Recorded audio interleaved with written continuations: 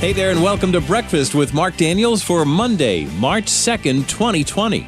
Long Island weather for this week looks like we're 50 to 55 by day, nighttime lows between 35 and 45. Just a chance of showers on Tuesday and Friday. It's really hard to believe that this is the second day in March 2020 and a non-winter. When was the last time we had that? But after all the crazy heavy snowfalls we've had over the last 5 years, I think we absolutely deserved it. And we deserve another one next year. I know, it's not over yet, Daniels, but I'm just really hopeful. I made the drive to Connecticut. Yeah, I didn't take the ferry this time. I drove around to visit some relatives yesterday. And I mentioned to my wife how incredible it was that there's no leftover dirty snow on the ground.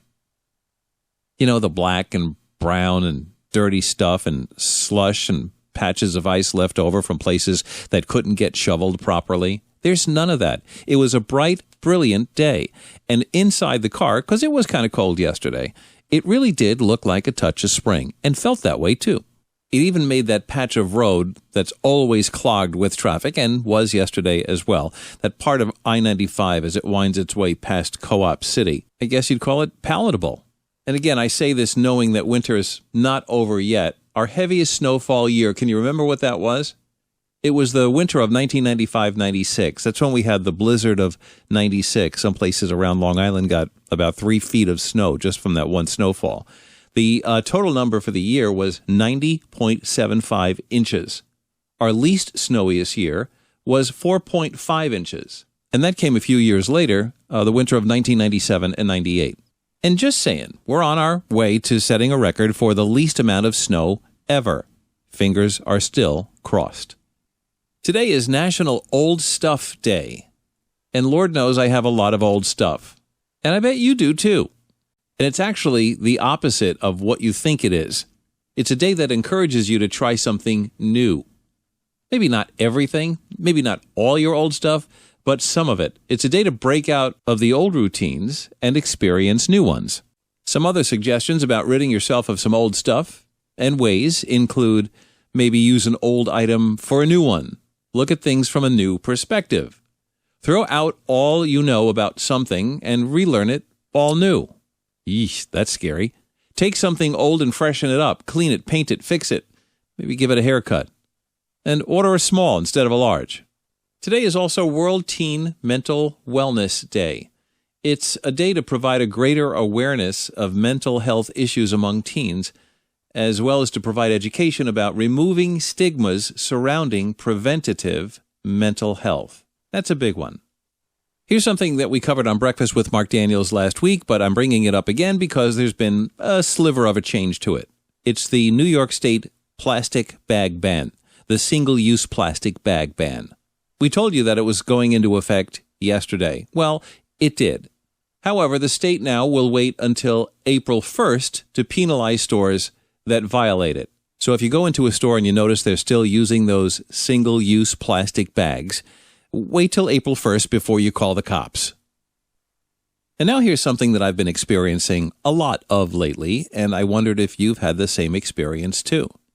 My cell phone rings Monday through Friday with a lot of calls from the state of Kansas.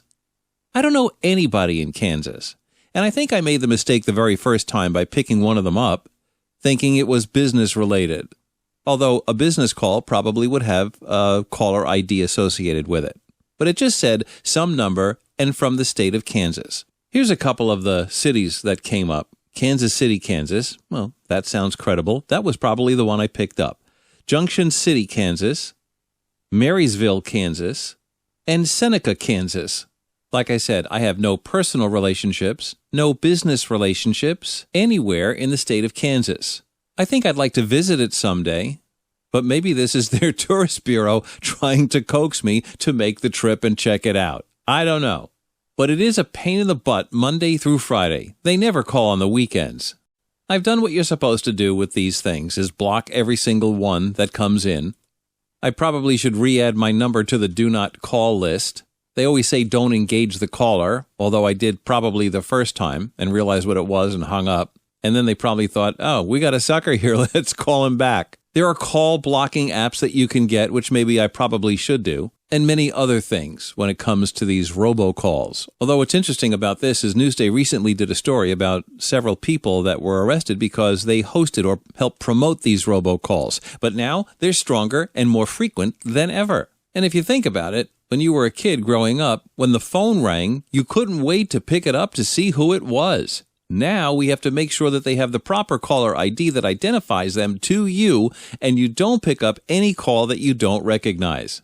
It's a different world.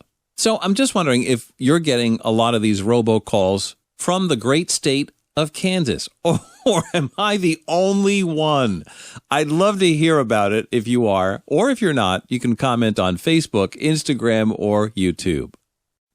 So the other night, my family and I, well, it's just my daughter and my wife and myself, we went out to dinner. We went to a hibachi place. And I love hibachi. It's a great show. You know, they flip the vegetables into your mouth. I never, by the way, can catch them. Or they'll squeeze the sake into your mouth. How much can you actually hold?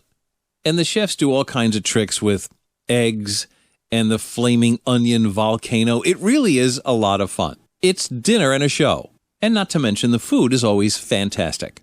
So we went early because that's just the way our day was laying out. And we kind of figured, we'd go in just a little after they opened.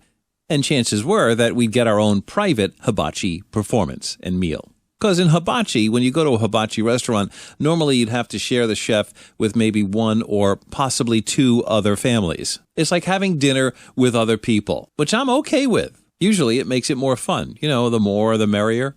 So the hostess brings us into the restaurant. And she seats us at the only hibachi table that was active at the time, if you will. There was a mom, a dad, another adult, and I believe 3 little kids.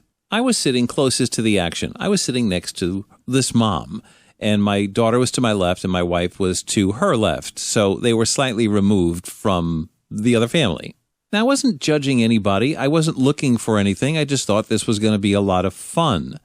I mean, look, I brought my kids to restaurants when they were young. And everything always worked out fine. And then the mom started talking to, I assume it was her husband or the other adult, loud, piercing. It hurt. Her voice was hurting my ears. Okay. Now, as I said, my wife and daughter were somewhat removed from this. I was literally in it. And, they were engaged in the menu. But my ears were ringing. Okay, so this woman had a loud, piercing voice. I could get through this meal, and I'm still going to have a lot of fun.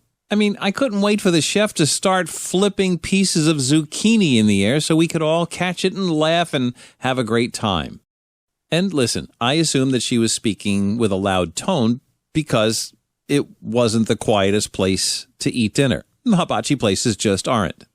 And then her kids, which were cute little kids, they were little kids, like you had little kids, they were shrieking, loud, like Mom. And then they proceeded to scream a lot. Not crying, just screaming. With excitement, I suppose.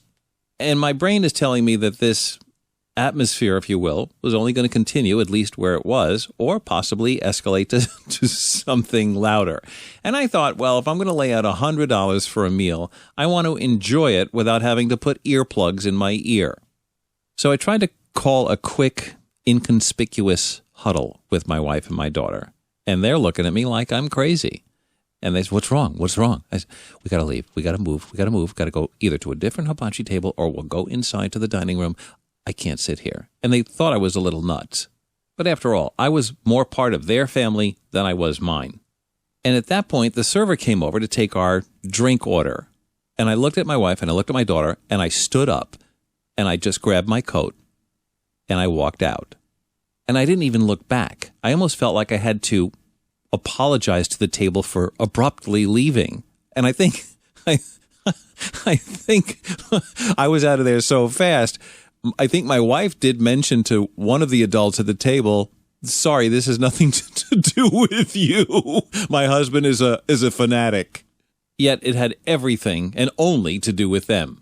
So this restaurant has the hibachi side or it's a regular restaurant side and also, I believe, a sushi side. So we sat on the restaurant side and had our meal. And throughout the entire meal, this shrieking and yelling got to the point, we were probably as far away from them as we could be, that it was clearly heard at even the table that we had on the other side of the restaurant. I mean, it was fine. It was way more doable than sitting in it. Listen, the one thing I'm not saying here is that if you have a loud, piercing voice, that you shouldn't be allowed in a restaurant.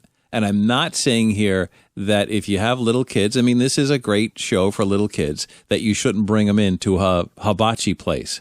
What I am saying is, I don't want to sit with you. So needless to say, we finished our meal on the other side of the restaurant, way quieter. Well, we didn't get the show, paid about the same price, but all was good with me. How about you? Have you ever been in a restaurant situation where you sat next to, let's just say, a noisy table? Could be adults and kids, that you had to abruptly move because you just couldn't take it. Normally, I would have sat there through the whole meal and complained to my wife all the way home. That was ridiculous. We should have moved. This time, we did. And finally today, another oddity, I guess you'll call it, about my weekend. And I wonder if this ever happens to you. You park your car in a big giant parking lot.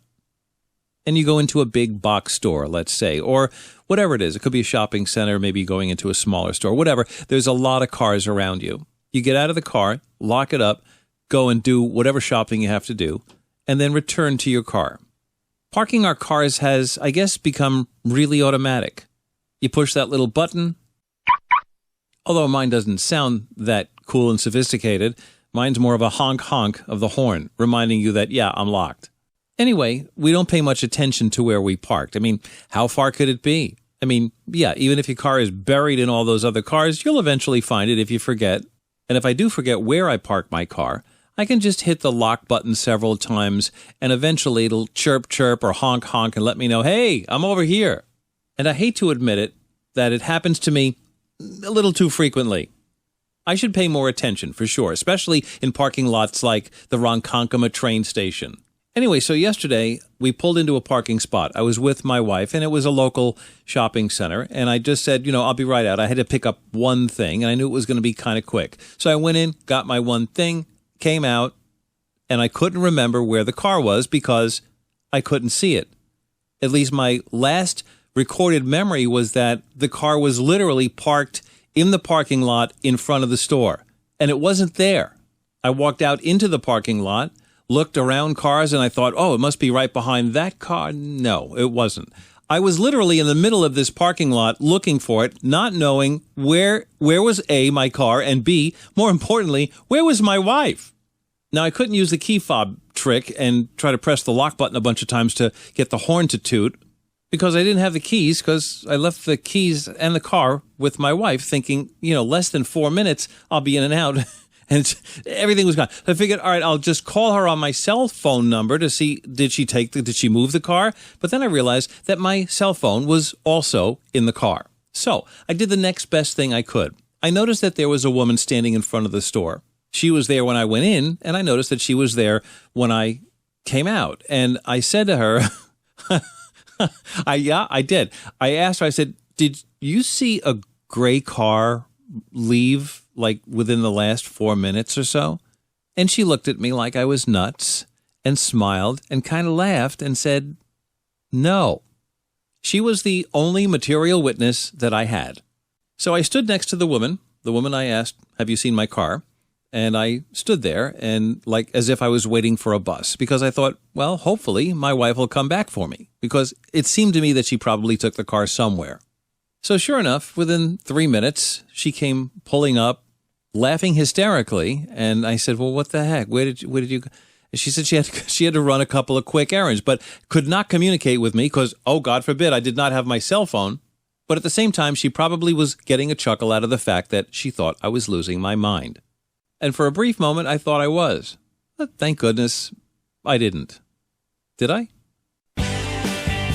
And that'll do it for this episode of Breakfast with Mark Daniels. Breakfast with Mark Daniels is heard on Facebook, Instagram, YouTube, Spotify, Apple Podcasts, iHeartMedia Podcasts, Alexa, and Buzzsprout.com. It's easy, just search Breakfast with Mark Daniels.